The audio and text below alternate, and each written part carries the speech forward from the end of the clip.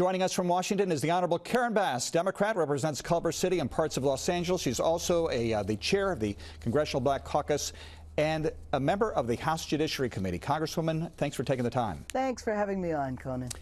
So describe for us what it was like on Friday when you cast your ballot, as did 22 other Democratic members of the House Judiciary Committee, for impeaching the President of the United States. You know, it honestly was very sad.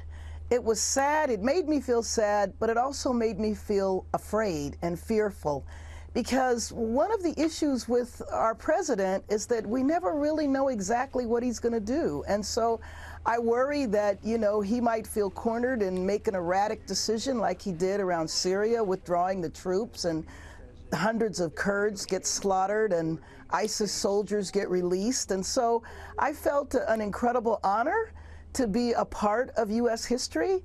But this was just a really important day. I mean, nobody was cheering. Nobody was happy to do what we did, but we felt we absolutely had to do it. Describe the relationship that the majority and the minority have on that committee. I mean, it seemed acrimonious during the last several days. Well, you know, I always describe our relationship like two athletic teams. So, yes, we definitely were in conflict, a lot of tension. And, you know, three of the individuals on the other side I work with very closely. Two of them I travel frequently internationally with. And one of the two women that are on the committee, we're doing criminal justice reform legislation related to women together. So what you see there, I think we are all very, very good at compartmentalizing. And there definitely was compartmentalization going on over the last few days. There was plenty of opportunity for members of your party to say, listen, you need to be courageous and to vote for these articles of impeachment. But remember, when you ask them to do that, what you're really asking them to do is to sign their political obituary, because none of those members of Congress who are Republicans on that committee would probably win re-election if they voted for the articles of impeachment. Well, you know, at least one member, and it might even be more, plans on retiring. And so one of my frustrations has been about 40 of my Republican colleagues are retiring, but they are retiring in silence. And I don't understand why they don't speak up, because they are at the end of their political careers.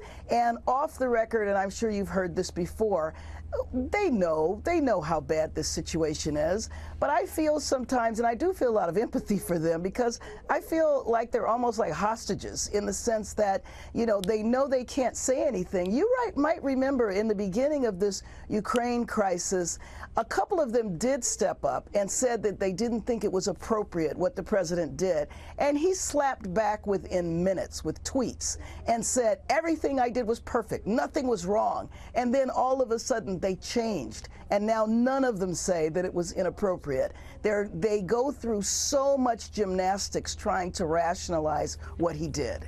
The House floor will vote on the articles of impeachment. How important is it for your side to use this opportunity to communicate to the American people why you're doing this? Oh, I think it's critically important because, you know, one of the other dynamics of this presidency is that it's the first time in U.S. history a president has had his own TV network. And if you watch that network, particularly at night, the news that they cover is completely different. I mean, essentially you have President Trump telling the network what they should say, and they parrot it, and then my Republican colleagues say the same thing. I mean, this was no small matter. The idea that a president of the United States would involve another country in trying to throw and cheat the next election, I mean, what he did was extremely serious.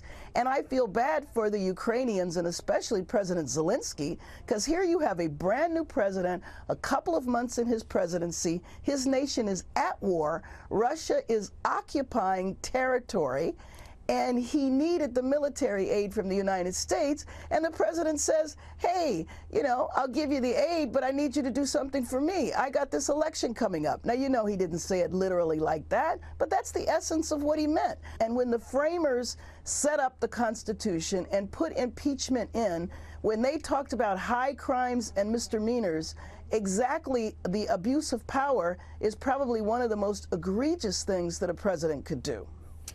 The Honorable Karen Bass, member of the Democratic Congressional Delegation and chair of the Congressional Black Caucus, thank you very much for joining us. Thanks for having me on.